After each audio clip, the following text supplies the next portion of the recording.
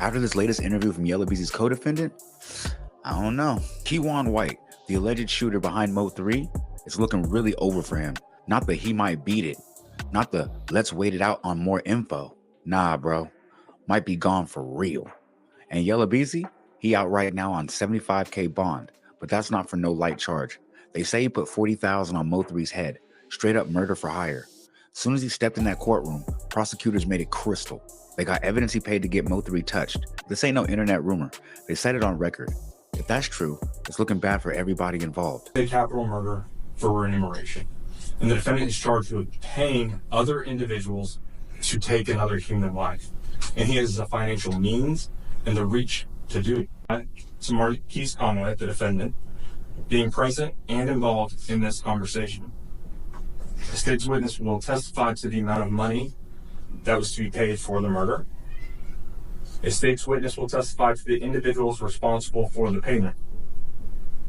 That state's witness will also testify that Marquise Conway was one of the individuals responsible for a portion of that payment.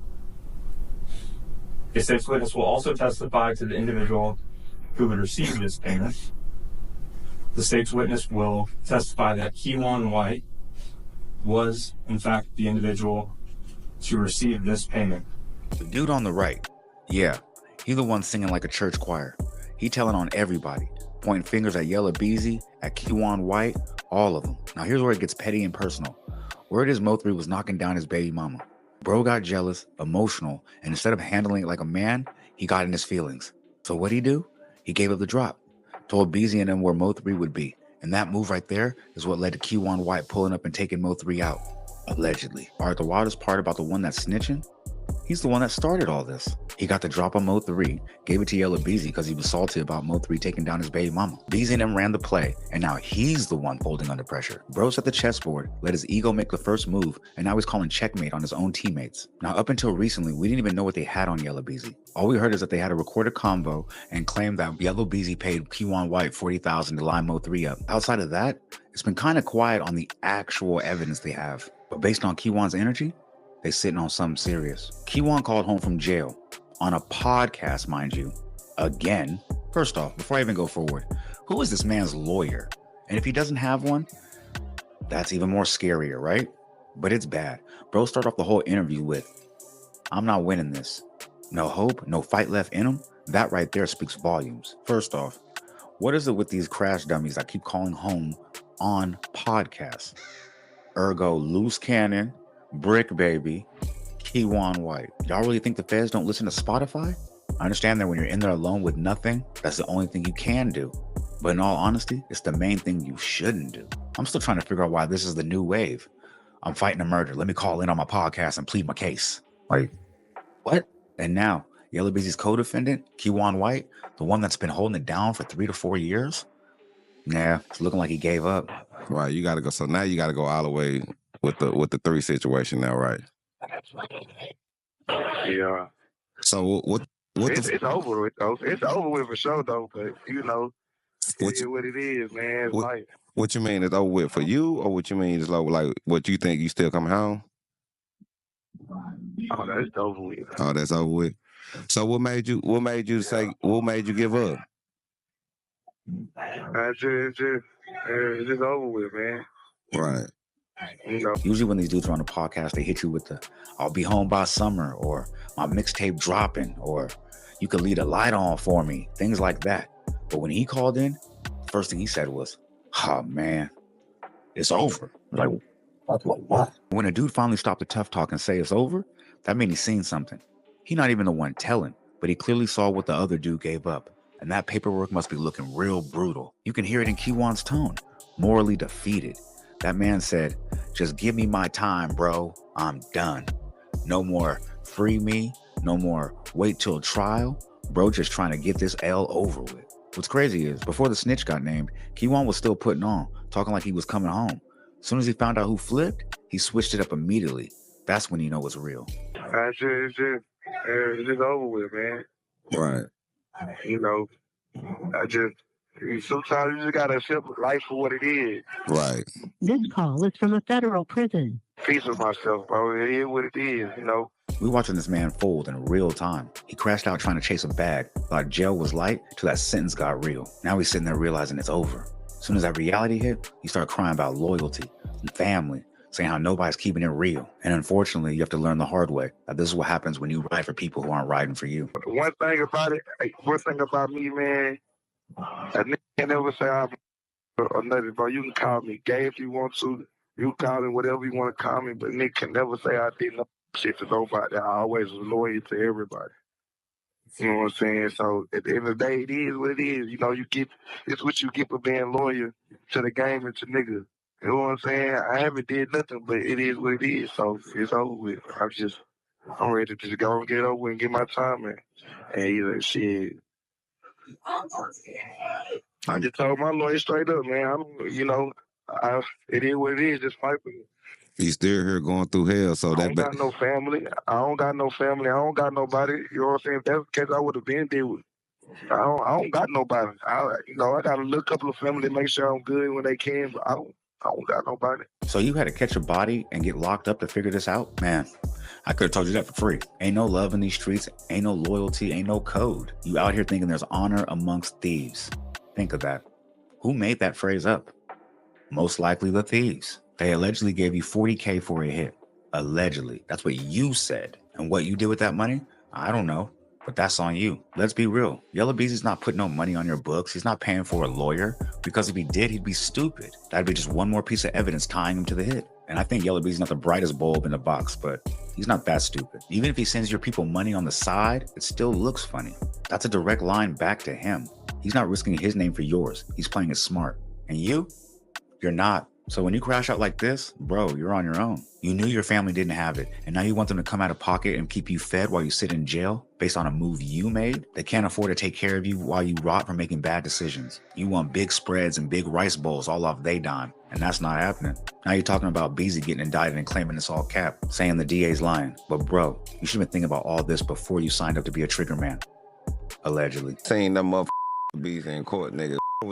What was your first thought? Like, I know, cause when I seen, I was like, really? Nigga fine.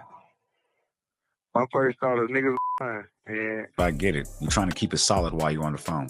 But if I'm you, I ain't worried about looking thorough. I'm worried about surviving. To be honest, you need to just keep your mouth closed. And I don't know why I have to make an episode to tell you this. The best person to protect you is you. Stop looking for other people to help you out of your situation. But maybe that type of mindset is what got you in this situation. But then you said you're going to pass on a 20 to 30 year deal because it's going to make you look bad. Look bad to who? The same folks that left you hanging? You facing life, and you still worried about what the streets are thinking about you. Once again, I didn't say snitch. I just said be quiet. But that's why I said it to you. That's why you got to pay attention to how I'm talking to you. That's why I said in so many words. I got to go all the way to show everybody the real. Right. You got to go all the way now to show everybody the real. And like, that's what I said in our last interview, that everybody's going to be shocked. When, because truly I could give me something that, you know, a nigga might can come on to. You know, I can go probably try to get a 60 ball or something like that, you know, just to get out their way. But, right. Man, them, I'm going to go all the way. I'm going to make them pay. You know what I'm saying? 'Cause I can do 20. I can do 30 and come on. But, I mean, if I do that, it's still going to look bad. So I just rather just go all the way. I'm not gonna lie to y'all. This level of dumb can't be taught. If you're thinking you can do 20 to 30 years and come back strong, then take it. But we don't know if that 20 to 30 years requires you making a statement or not. You never elaborated. And to be honest, at this point, you're kind of giving little clues that you might be willing to talk. They just haven't asked you yet. But calling home on a podcast is already one of the wildest things I can think of. But then you start talking about evidence, legal strategy, open case details. Then the interviewer literally asks you, why are they saying you got paid $40,000 for the hit? Instead of saying no comment, you answered like a goofy. You really sat there and talked about it. I just don't understand. I understand though. What I don't understand is why is they putting you in a fucking talking about in the hearing talking about they gave 40,000, my nigga, and you the only one, and it's like, why is they using you only?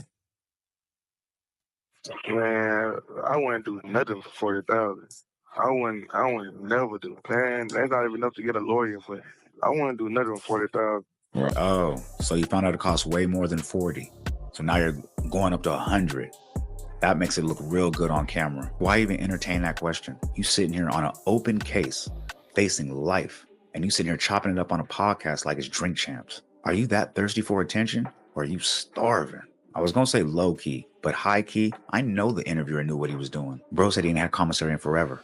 No Zooms, no whams, no snacks, nothing. So what Kiwan gonna do? Risk his whole freedom to sell Snitch for $5 on his books. So that's what we're doing now? Selling our soul for a ramen pack and a honey bun? They talking about, bro, like that's why I told my mom, you know me, you know the real. Like you don't even have to question me like that. You know how I'm coming. My pride too bad to go like that. It's already bad enough I done did other shit, you know what I'm saying? But I stand on what I stand on, and shit, nigga better not fuck with me. But I ain't never been on that side of the field. I done did all this other stuff, but I never been on that side of the field. I'm never that type of nigga, bro. Nah, You know what I'm saying? But and man, I just been through so much shit these last months, bro. Like I'm talking about no commissary or lockdown or nothing, and it made me realize about life, bro. So, like at the end of the day, I guess I just accept whatever comes. Nah, nigga.